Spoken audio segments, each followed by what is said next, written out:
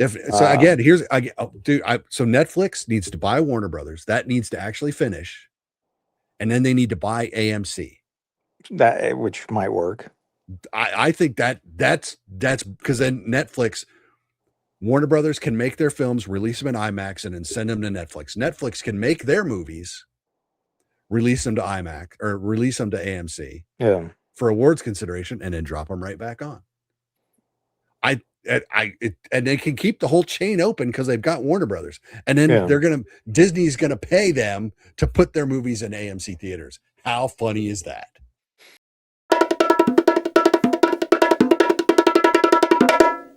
I had three. I don't know if I told you I had 3 shipments of stuff coming from Disney. No, I didn't.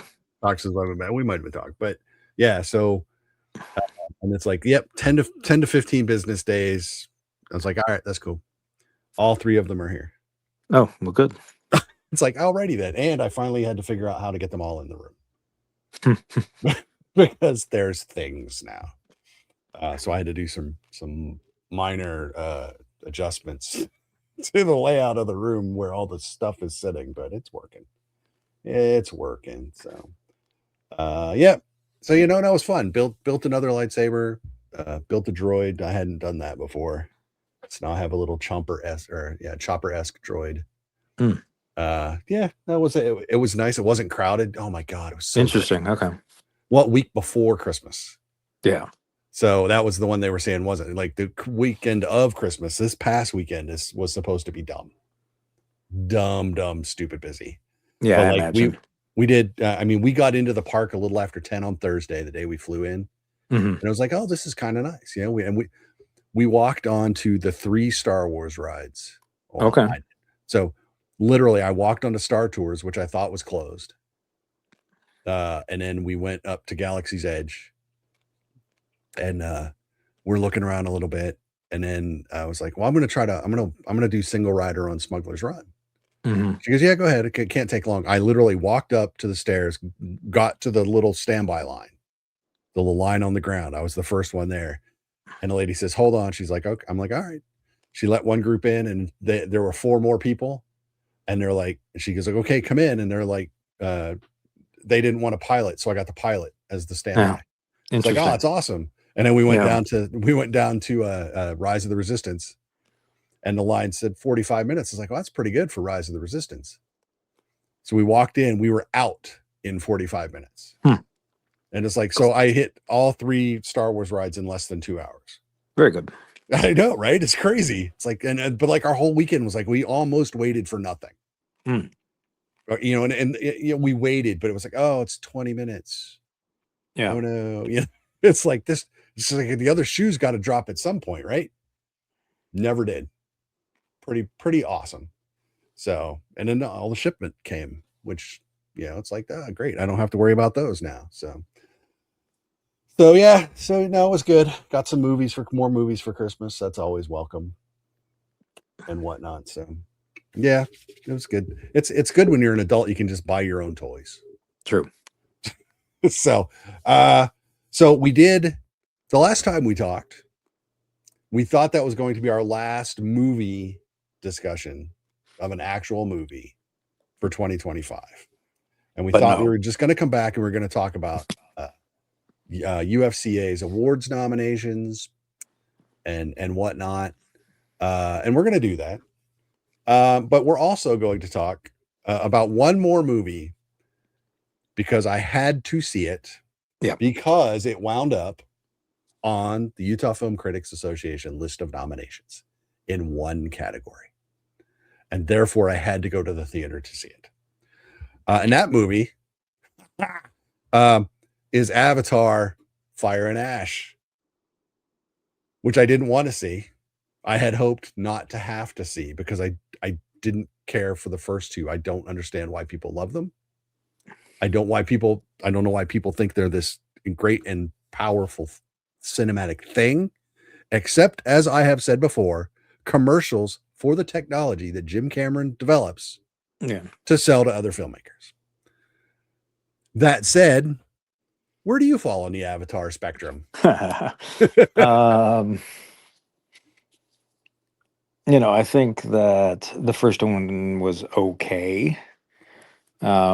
I didn't quite understand why it got as huge as it did, although I think, again, technology. I think Yep. the 3D technology and whatnot at the time was at least a curiosity.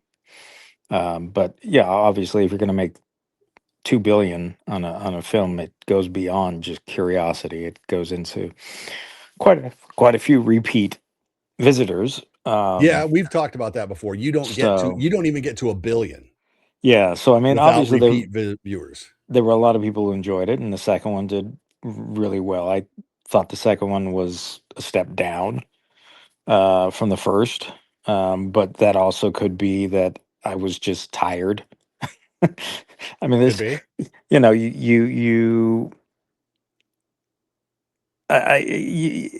if Avatar was a really good movie, it might feel different. But the fact that in my head, it's always been just kind of a mediocre film. Yeah.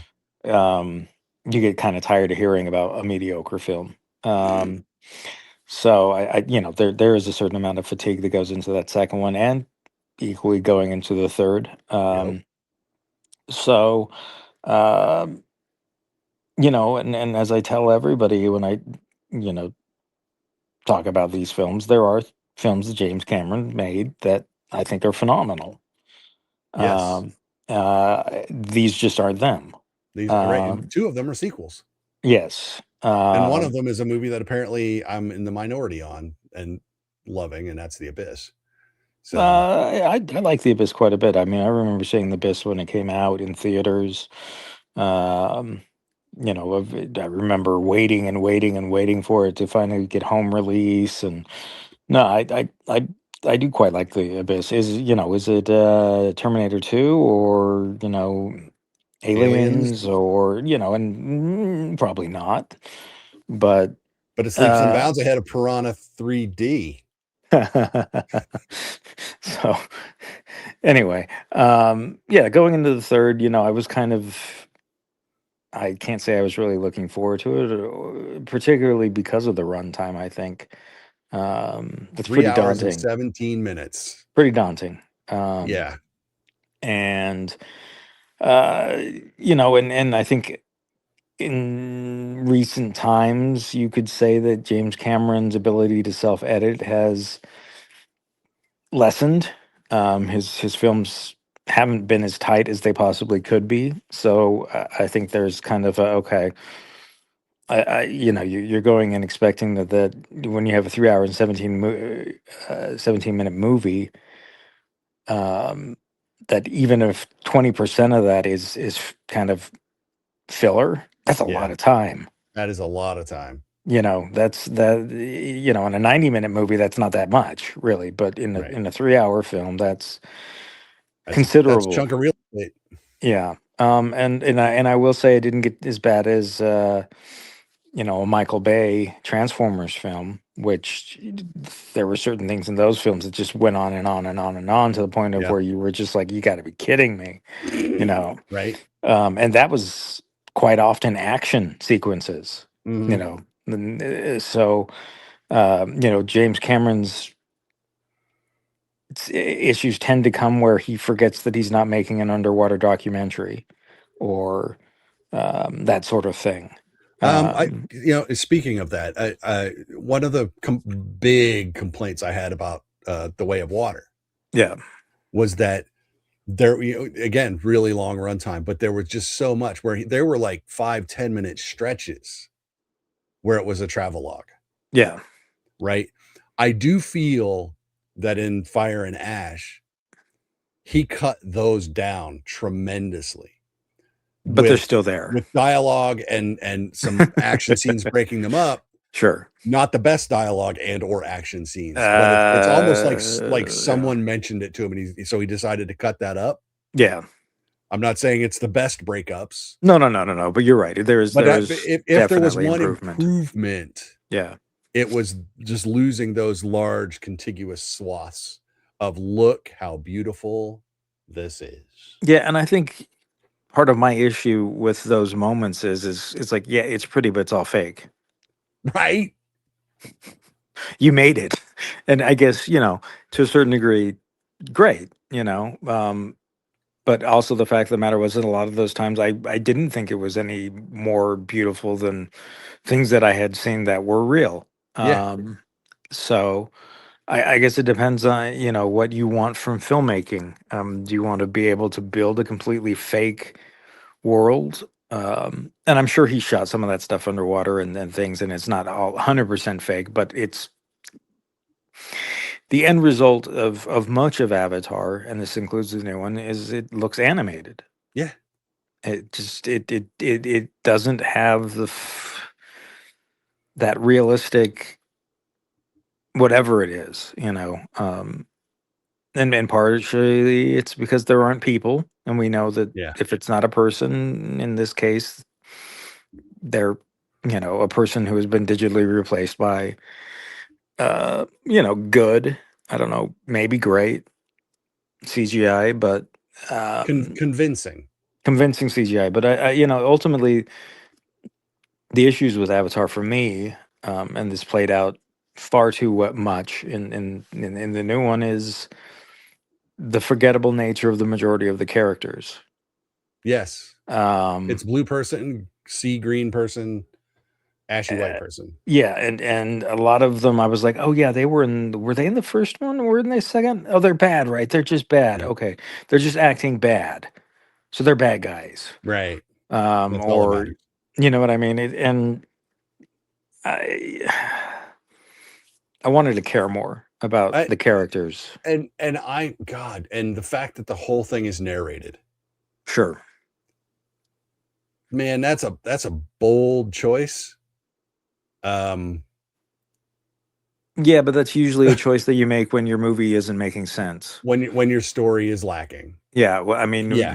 why did they add, and they were wrong to do this in this case, but why did they add narrative to Blade Runner? It was too difficult to understand.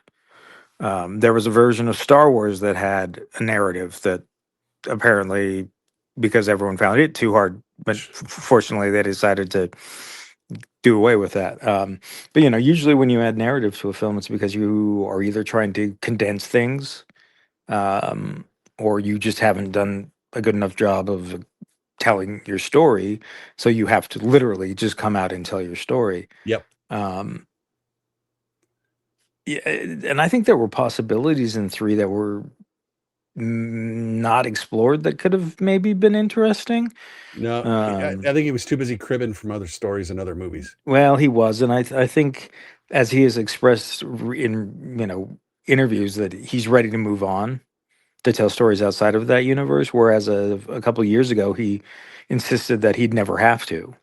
Like any story he wanted to tell, he could tell inside that universe. And didn't he, I mean, he's already shot a chunk of other movie.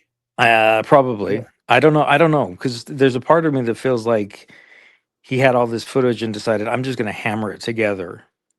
Could be. And rather than that, this was actually a narrative that maybe was supposed to span two films, um, That or could be. something, and that he just figured out a way to cobble it together, because that's the way this film feels to me. Is that it's a bunch of parts that have been kind of hammered into place, even though they don't completely fit next to each other or whatnot.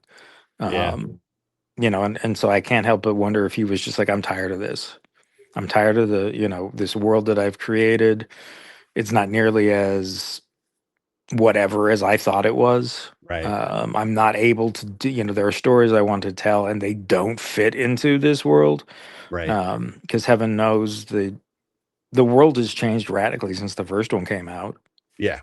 I mean, that's decades ago. I feel, is it literally decades? I don't know. It might, it feels like it. It's been a long, long time. Um, So, to me, I don't know how you feel about the film, but for me, at times, this was the best of Avatar, and in equal measure, it was the absolute worst of Avatar. I think in terms of building out a world, it's probably the best. Because he shows us places we haven't seen. He's trying to introduce uh, you know, that like the Ash clan, Yeah, and how how the tribal nature of the world itself plays into things. There's some, it's not that part's not terrible.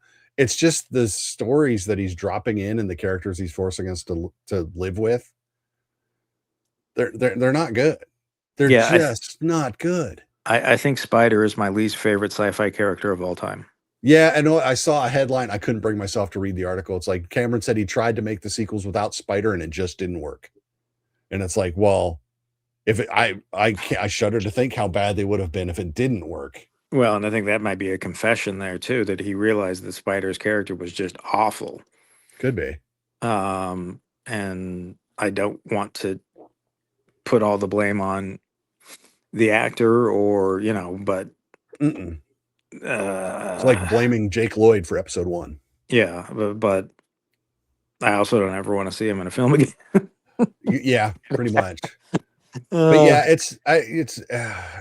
I cringe. So to tell everyone and to reiterate to everyone how dedicated I am, I saw this movie at 8:30 on Christmas Eve morning. 8:30 on the 24th. Well, and we should point out, and why you had to see it at 8:30 on Christmas morning is because when we went to the original screening, yes, the file had yet to completely download. It had started at noon, apparently.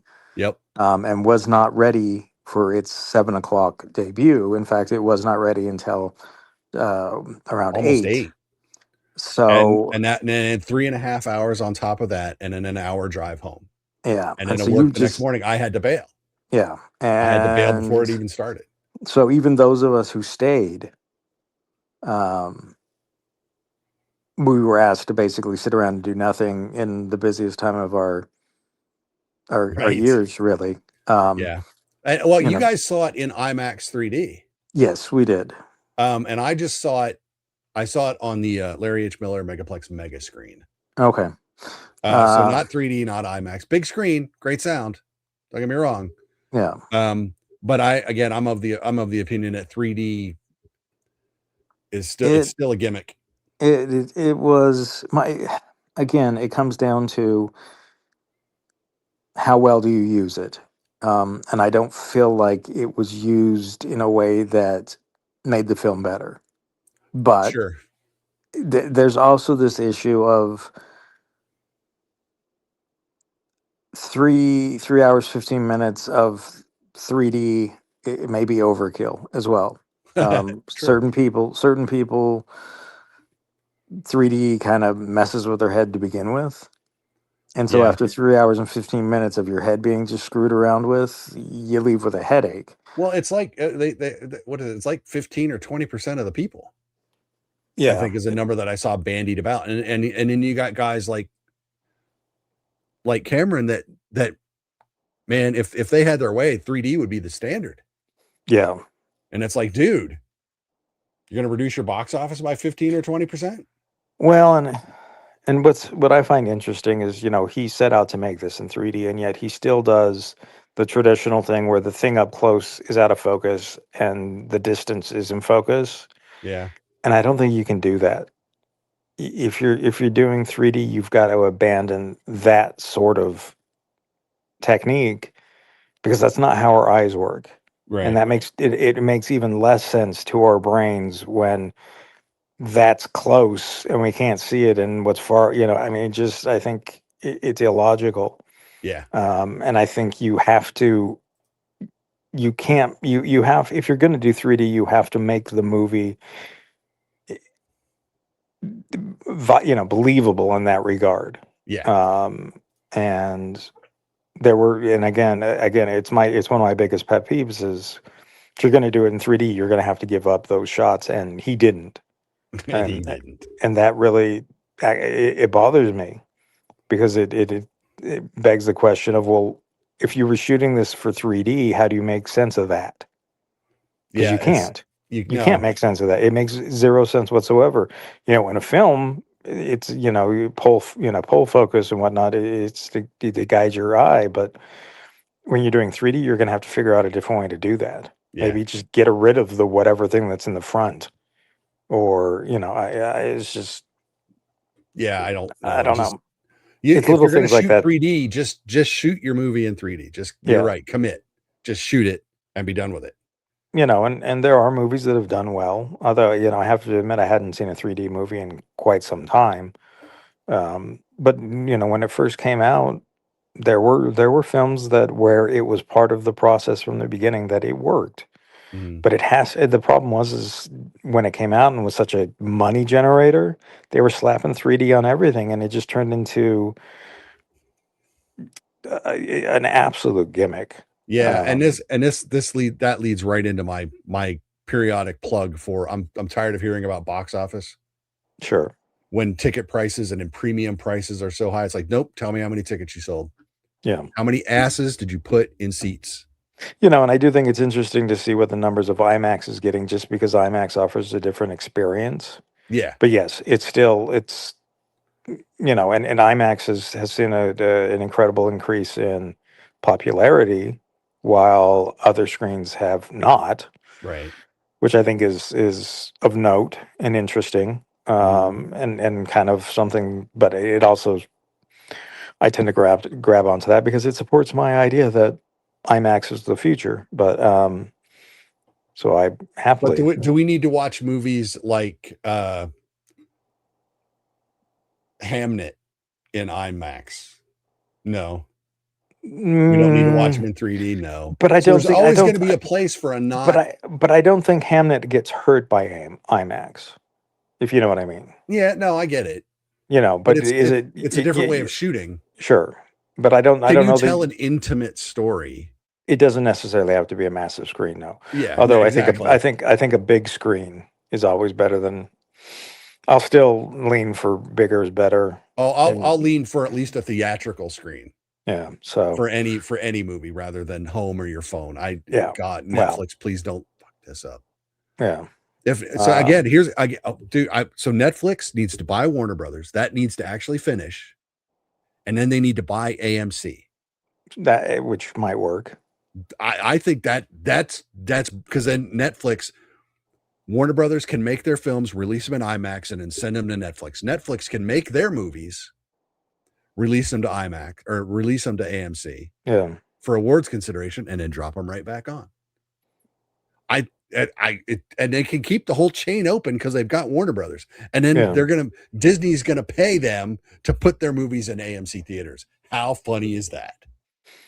It's pretty yeah, humorous when you stop and think about it. yeah. If they can, yeah, if they gave, yeah. So I anyway, mean, that's my soapbox. So sure. let's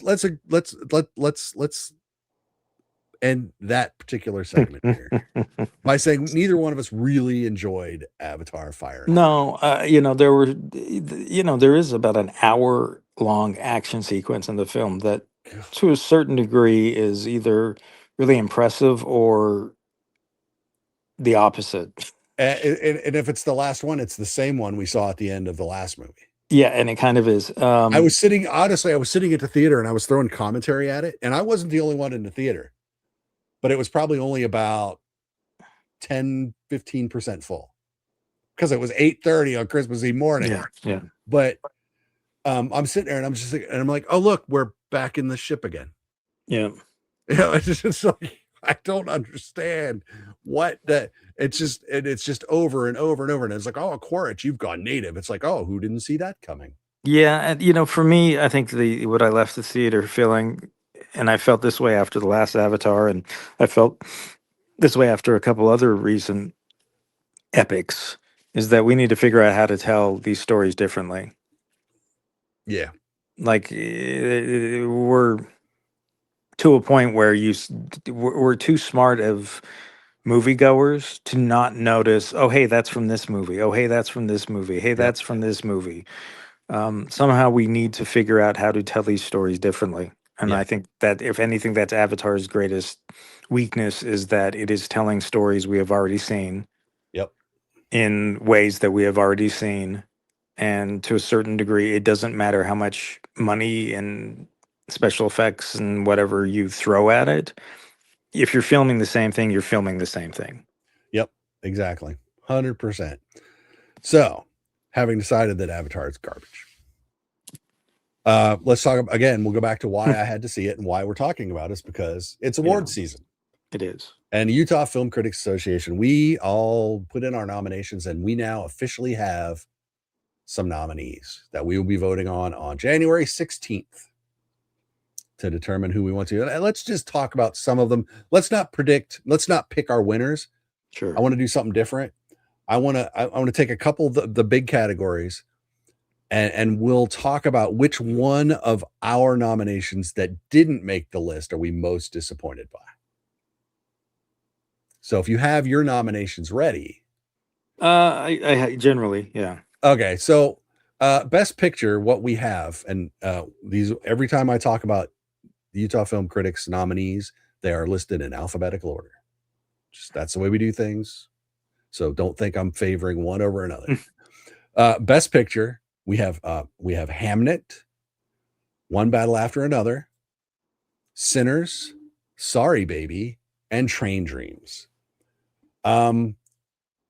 Now I have 3 of those on my list. Me too. The one that I'm actually shocked that I nominated that is not on that list is Guillermo del Toro's Frankenstein. I thought that was basically a gimme based on the group's reactions and continuing discussions of Frankenstein. So I was shocked when I did not see that make the 5-movie cut.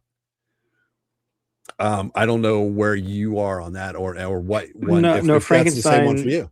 Frankenstein would have been in there. Sentimental Value is another. Which is another great one. It was on my short list. I think I guess my issue is I liked One Battle After Another. I didn't love it. I didn't think it was top tier. Paul Thomas Anderson, although I thought it was a rebound from what he's done recently. So to me, that kind of feels like a legacy thing, and it has felt like a legacy thing for all of the things that has been put in, but it's in a lot of stuff. So I guess, you could argue that it's been heralded by a lot of people, and I kind of actually feel the same way about Sinners. I kind of do too, but I kind of understand that one because as a genre film, it was so unexpected. Yeah. So I kind of get that, but you're right. We'll talk about Sentimental Value, I'm sure, which is a foreign film, by the way. But yeah. But so to me, there's nothing in this category that I'm like, oh my gosh, I can't believe that got nominated. But yeah, the One Battle After Another and Sinners are the two that I would probably not. They're not in my top 10. You're gonna replace one of them with the one that you can't believe you didn't make your. Gosh, it's funny because I think One Battle After Another has the best chance of winning, and it would be the one that I would pull. I don't disagree with that prediction, actually. That I would, there's stuff about that film. Didn't even make One Battle After Another wasn't even on my 15 film first list. Yeah, I don't.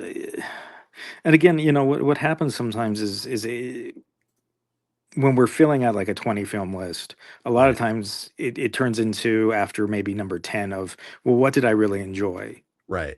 Quality aside, what did I really enjoy? And I think that's where One Battle After Another gets lost for me, is because I didn't really enjoy the film. Yep. I didn't not enjoy the film, but it just didn't hit me. I think it's the Leonardo DiCaprio performance, to be quite honest with you. I just really was never on board. Yeah, it was all of it. I mean, I didn't like Sean Penn in it. Which a lot of people do. Yeah. A lot of people. I know. And it's like, I just did not. It felt like it wanted to be a thing. And I don't think it became the thing. And that's, like I said, that was my biggest, like I said, I'm just shocked that Frankenstein's not there. Yeah. So what are you going to put in? You going to put in Frankenstein? What are you going to put in? Well, you're going to put in Frankenstein, so I'm going to put in Sentimental Value, and we'll just cut the difference. But I'm 100% okay with that. I'm 100% okay with that. But we'll see what happens. I mean, anyone who knows or has talked to me, Sorry Baby is probably my number one film, just because I thought that it handled a subject in a way that was really well done. Yep. It features some scenes that are incredibly good, that I would stack up against, and we're talking just dialogue scenes that I would stack up against as being as entertaining, if not more so than any action sequence in a lot of films. So, Oh yeah. I love that. Hamnet is kind of my wheelhouse. Um, Having studied a lot of Shakespeare and whatnot, I just kind of got a kick out of that. But Train Dreams, another film that I kind of didn't expect to be as moving as it was. Um, but I really, really, really connected with it and loved. Yep. I mean, there is a part of me that's a little surprised that Marty Supreme isn't in there, and it would I not know a be, lot of people really loved Marty and Supreme, that would not be my choice. but I I would have gotten it had it made the cut. Sure, I sure. would have I just absolutely think understood it. I kind of feel like diminishing returns there, as far as direction and I don't know. Yeah. But I would have understood it. Yeah. Um, So speaking of um, direction, yes. Should we go there? yeah. Achievement in directing. Now we have what's funny, we have Chloe Zhao for Hamnet, Eva Victor for Yes. Sorry Baby, Paul Thomas Anderson for One Battle After Another, and Ryan Coogler for Sinners. But here, Guillermo del Toro makes an appearance Yeah. for Frankenstein. Um, with the exception of Paul Thomas Anderson, I'm okay with the list. Yeah, and I don't mind him in there, in that I do think there was some stuff that he directed in the film that was, although he made things difficult for himself and pulled it off. Right. Which is kind of, it's like, do we reward that? And I, to a certain extent, I guess you do.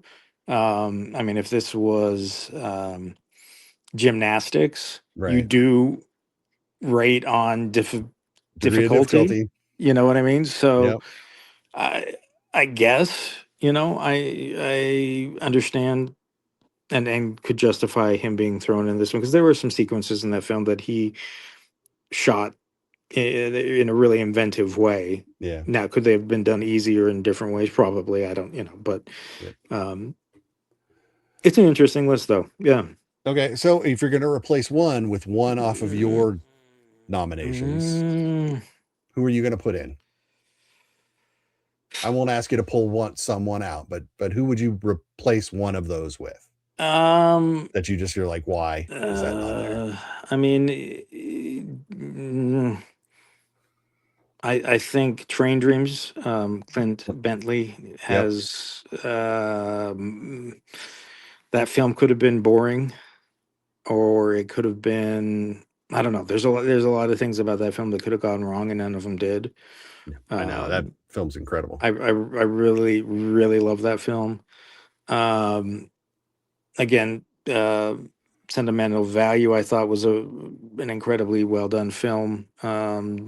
Maybe maybe those films get, well, I can see sentimental value being knocked down a peg, because maybe it wasn't as challenging. It was fairly conventional, Mm, which you can't say about a lot of these other films that are listed here. Although I think Sorry Baby was fairly conventional. Um, and I don't, as much as I love the film, I don't know that I would put Eva Victor at the top of this list. Um, this one probably for me would go to Frankenstein. I think that Guillermo directed the hell out of that film, um, and it was not an easy film to direct. yeah. There was a film, I don't know if it was a foreign film, called Surat. It's Uh, still that's one of the two films I have left to yeah, watch. that film should not have been as interesting as it is.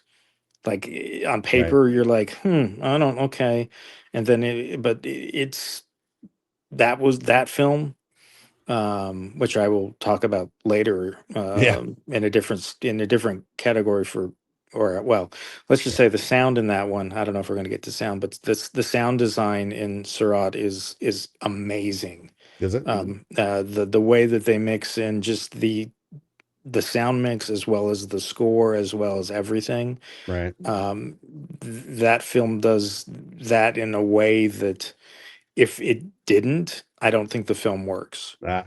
See, now Um, for me, speaking of sound, which it sure. actually isn't a category, I'm shocked because A, this movie, I don't think it was received much better by the group than I thought it was going to be Hmm. generally, Hmm. and that's Warfare. Ray Sure. Mendoza and Alex Garland co-directed that, Yeah. and I had that on my nomination list, and I get why people maybe don't. There's enough other films that maybe, but I was like, for me, it's like Mendoza's directing a film that he's in, quote, he's in it, even though he's not in it. Yeah. But it's only 90 minutes, and so much happens in that 90 minutes, and it's put together so well, based on so many sources. Um, but it's cohesive, it's emotional, it's quiet when it needs to be quiet, and I was just, that's the one I would put on. Yeah. Although I completely Sure. get Clint Bentley, Train Dreams. I 100%, if you hadn't said that, would have been my other choice Yeah. to throw on there because that was on my list. And So Warfare, I think, is it's exhausting. yeah, but in a good Which way. no, again, I mean, you know, I think, yeah, and it does it in really minute amount of time. Yeah, Um, no, I think sometimes being exhausted by a film is good because that means you're in it and you're, part of it. I think the most exhausting film for me was Mad Max, Thunder Road, um, yeah, where I was just exhausted halfway through and I loved it. Anyway, yeah, so sometimes being exhausted is a really good thing. So yep. again, I think Paul Thomas Anderson has a really good chance of winning this one, and Do I not will agree with that. begrudgingly say okay. Ugh, yeah, well, I might grudgingly, but okay. So all right, so male lead, Yeah. Ethan Hawke in Blue Moon, which I don't think anybody saw.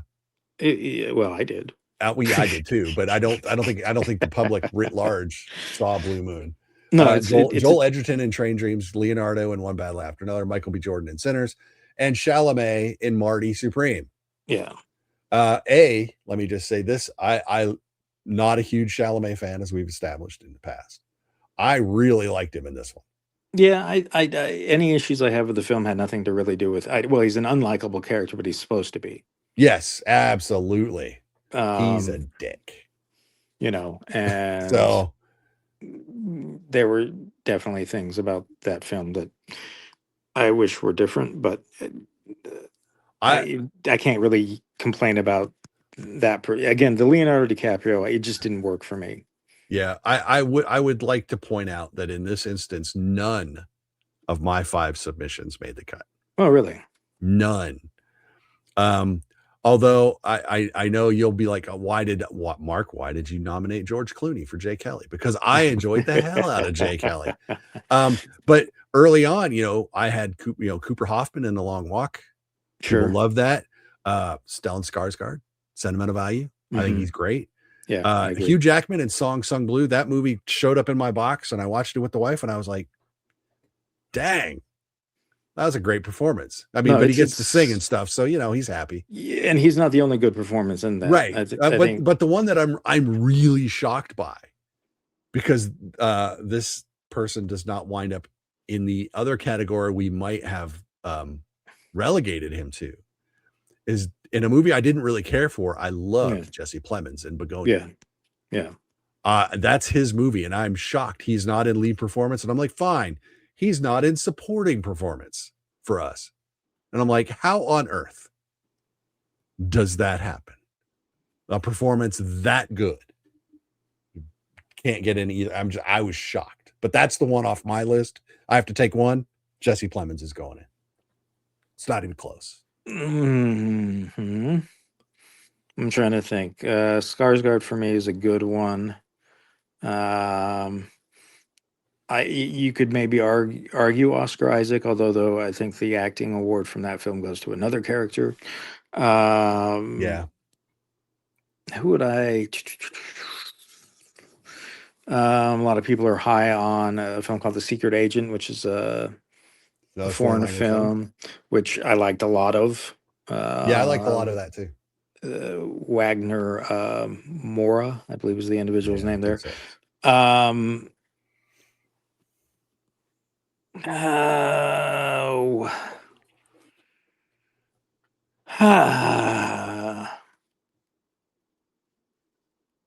yeah. Who do I replace Leonardo with? Well, I think any of those I would probably. I could get behind Jesse Plemons for that. Again, I think my issues with that film have more to do with the direction and the well, actually, I think it is pretty much the direction Yeah. and the tone of the film. Um, so yeah, I can go with you on that. I think there Yeah. are some other good performances. Um, I think Hugh Jackman is really quite good. I think Kate Hudson might be a little better in that Yeah, film, I think she's a little better. which that doesn't disqualify a person, to be No. perfectly clear, that just because you're up against someone who does better than you. But Yep. sometimes it's the writing there. Yep. Yeah, I have no issue with George Clooney. I just didn't. Again, I think that's a misunderstood film. I think you are supposed to hate him, and a lot of people feel like they were supposed to sympathize with him, and I don't think you have to sympathize with anyone. Some people are going to be upset that Will Arnett didn't get in there. That movie, that is this thing on, by the way, is that's the Yes. movie that he's in. And Laura Dern. Man, that movie just did not, it never came together for me. Yeah, I thought it was okay. I It mean, I just never, liked it, but as soon as it's on, I'm like, I'm watching Miss Maisel, which is a okay. show that I loved, Yeah. absolutely loved, but this film just never worked. That film just never worked for me. So, all right. So, And maybe Oscar Isaac again, maybe throw that in there. yeah, Again, yeah. he's not the best part of that film, but he's definitely a strong part of his kind of arrogant and Mhm. then tantrum Yes. throwing His Victor Frankenstein his Victor it's memorable. his well, Yeah. that didn't turn out to be as great as I thought. Anyway, Yeah. Yeah. So best female lead, Chase Infinity, One Battle After Another, Eva Victor, Sorry Baby, Jessie Buckley for Hamnet, Renata Rinsev for Sentimental Value, and Rose Byrne, If I Had Legs, I'd Kick You, which is another film that I wanted to like and I didn't hate. I liked it. I think I liked it more than I expected to. So, But like I said, I liked it more than I hated it, but I didn't love it. yeah, that one I ended up, I think, admiring quite a bit. So I got 1, 2, 3, 4 of those off of my list. Yeah, So I wouldn't have put Chase Infinity in there, but that's more because it just wasn't top of mind right. rather than something else. But might be the best part of that film. Might So be. that's hard for me to argue too much against. Yeah. The one I didn't get in was Kate Hudson for Song Sung Blue. Yeah, and I can see that argument. Yeah. I do kind of like this list, generally speaking. Generally speaking. I mean, my short list. My first cut down, I still had Sally Hawkins Sure. for Bring Her No, Back. well, and I think that's a film that got sadly overlooked quite a bit. I really think that's a great little film. Yeah. Yeah, it's a genre film, but I think it's a great film. Yep. There nationally, of course, there is a couple people that are getting talk that I don't know that I would necessarily throw in. I think anything having to do with Wicked to me is Ugh. and let's be perfectly clear here that I do like musicals, and I do think musicals are often very good. But I don't know that there was anything in Wicked that screamed cream of the crop. I No, think I didn't either. so. So, yeah, Sorry. no, generally speaking, that's a pretty good list. Yeah, I mean, even some people argue for Emma Stone. That was the one that I had that was missing. But But again, she wasn't the best part of that movie. Jesse Plemons was. Yeah. So I'm more upset that he's out than she's out. Yeah. So I'll just have to live with that. I'm just trying to. Yeah, I think it's a pretty good list for the most part. So here's a first. I don't recall this happening in the three previous years that I've been doing this with you guys. We have 7 nominees in supporting male. Yeah, there were some ties. So Benicio del Toro in One Battle After Another, Delroy Lindo in Sinners, Jacob Elordi in Frankenstein, Jacoby Jupe, and Paul Mescal from Hamnet. And I know how you feel about One Paul. Battle, and Stellan Skarsgård from Sentimental Value. Yeah, I don't know how he's a supporting role. You could argue. Sure. Yeah, and I guess I have to, which means I'm going to have to argue a certain way when it comes to the meeting. But I was like 7. That's crazy, and that's not the only category. We have more than 5. No, and it's interesting because we do a weighted ballot. Yeah. And here's the thing. So we have Delroy Lindo from Sinners, and all I heard anyone rave about Sinners was Jack O'Connell. Yeah. He was on my list. And somehow that's, although I think the one that my farthest reach for this category, and I know why he's not on there, but I'm sad. The movie nobody saw, Blue Moon, and I mentioned it, Bobby Cannavale. Yeah. I loved him in that movie. I liked Blue Moon a lot. It's oddly enough, it's about a musical, but it's not a musical.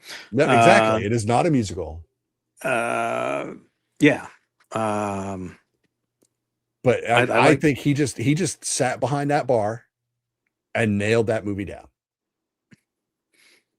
You know, he was the steady point around which Ethan Hawke flailed wildly. So that's the one. And again, David Johnson from The Long Walk. Yeah. Everyone early on, he's amazing, he's wonderful, he's incredible, and did not make the cut. Kind of surprised by that. But we have 7 because we have 2 from One Battle After Another and 2 from Hamnet. Yeah. And it's like that bothers me to no end. Yeah. So I don't know who you would put in there. Well, I mean, I love Frankenstein. Jacob's performance in Frankenstein, I think was great, and that's probably where I'll lean. Skarsgård, obviously, I like that film a lot. I'll lean for that. There was some talk that we might get some of the Sorry Baby cast in for this, and I think I would have enjoyed that. People were, well, but no one's in that film long enough to, it's like, well, they're supporting characters anyway. Yeah.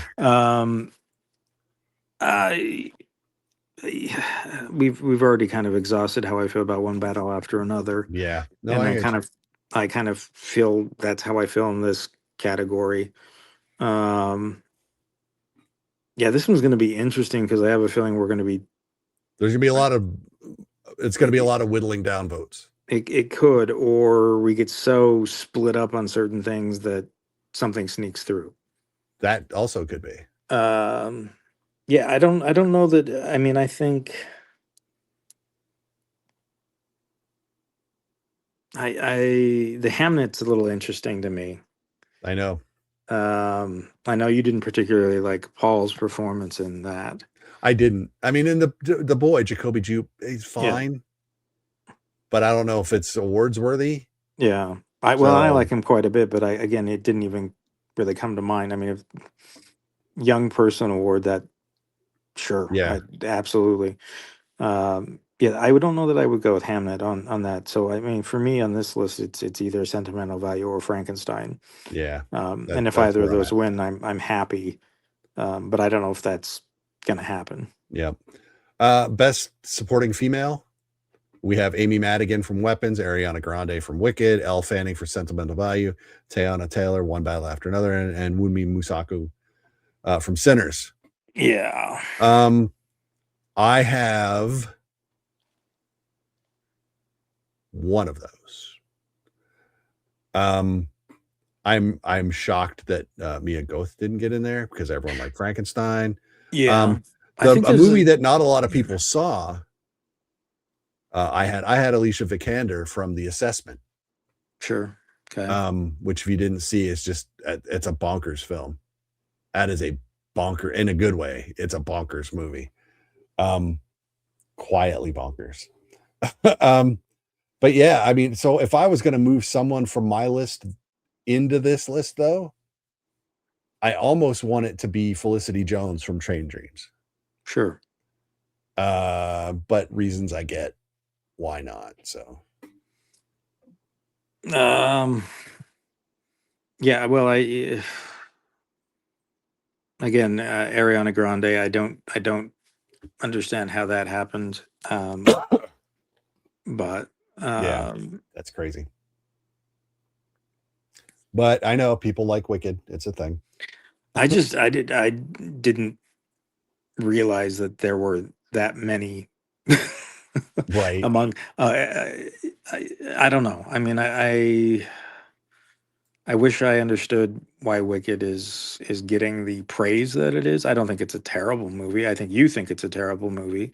I think they kind of failed at the project, which was to somehow make the second half as lively as the first. And there are a lot of people who think they succeeded, but I didn't think that I thought the new songs weren't great. I didn't feel, I think the pacing was still slow. I think Yeah.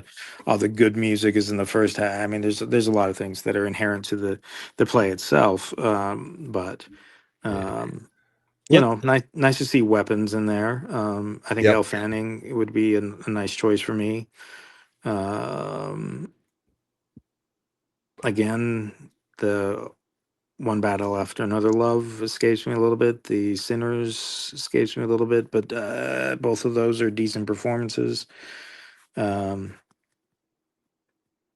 I'll probably lean sentimental value on this one, and then Weapons, and then we'll start, going down from there. But Yeah. um, We're not going to hit the rest of these. All of the sure. rest of these. Is this the first year we did ensemble, or did we do ensemble last year? I don't recall. Okay. We have ensemble. Well, that's going to be an interesting discussion.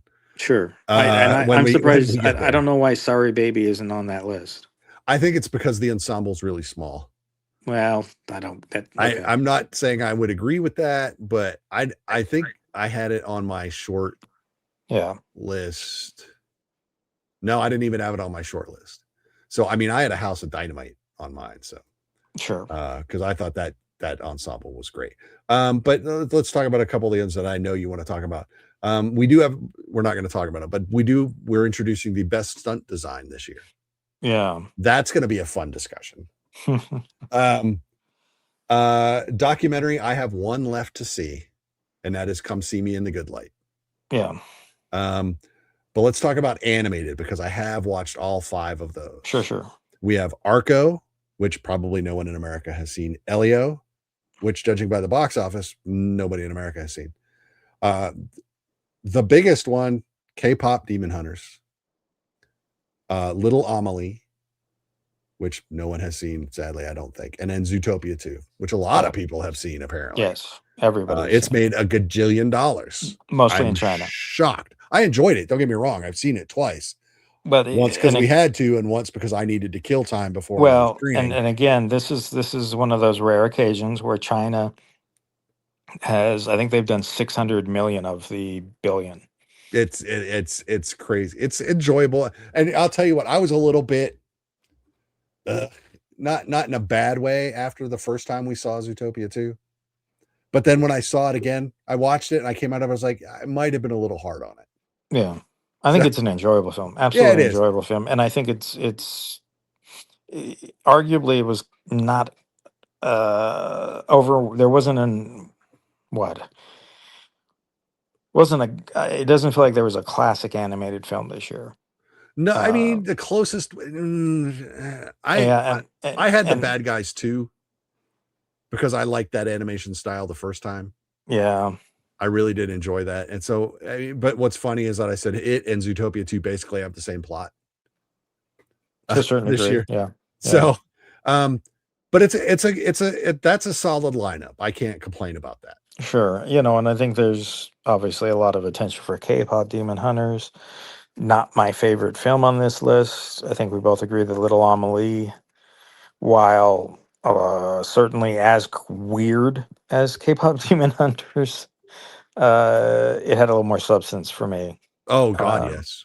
Like I said, for the first 5 or 10 minutes, I was watching that and I was just like, what? yeah, well, it's And then sure all of a it's sudden, yeah. I was like, oh my God, this is fabulous. So it took a minute, but it's like I said, that is also, I mean, there's 2 films that are going to get it's a 2 film category in terms of our vote, I think. And that's going to be K-pop or Little Amelie. And So for it's going to be an interesting me, argument. see, and I would put Arco ahead of K-pop, to be honest with you. So I put it close. I thought about it. It's a little different. That's a hard one to watch. So it's I mean it's a thick movie, man. yeah. For an animated film, little French film. I believe it's French. But yeah, it's a little different. So that's gonna be fun. And then best non-English language. Mm-hmm. I think you and I both agree. So we have It Was Just an Accident, No Other Choice, The Secret Agent, Sentimental Value, and Surratt. Surratt, I need to see. Yeah, you do. So what it's on my list, highlighted. It's going to get watched. Like I said, that and Come See Me in the Good Light. Those are the last 2 I need to watch. And that one is for best documentary. Although it's really going to have to stretch to beat my current number 1. I ranked the 5 that I have seen in that category, and then I'll change it when I see Come See Me in the Good Light. Yeah, I But think best Perfect Neighbor. non-English, you and I think are all in on Sentimental Value. I am all in on Sentimental Value. I love it. Um, Although the other ones I think are pretty interesting as well. There was a lot that I liked about Secret Agent. There No was Other Choice is that's a black comedy. yeah, but That's the it's part I pretty. liked. It's yeah. I was gonna say it's fun. It's It fun. is. Um, It was an accident. Is yeah, it was just an accident. interesting. Yeah, I feel like that you could almost do as someone could remake that as like an Eastern European English language film, Yeah, there's and a you lot could of get things you could do all with the it. same things across. You know what I mean? Yeah, and there's obviously And being clean made it up a little bit. in Iran and the difficulties in there and Yeah, whatnot. But um, yeah, so I think sentimental value is probably my number 1, and then it becomes a debate after that. But I don't have no other choice. Incredibly dark, but fun. but yes, the Yeah. the logic in it's a little like okay, but you know what? Yep. Unemployment is unemployment. Yep. Um, Yeah, but you know what? Let's so that's a smattering of what Ryan and I are dealing with yeah, right now. Let's go back a little bit. We talked about, or I made fun of Netflix wanting to buy Warner, and that needs to happen, but then buy AMC.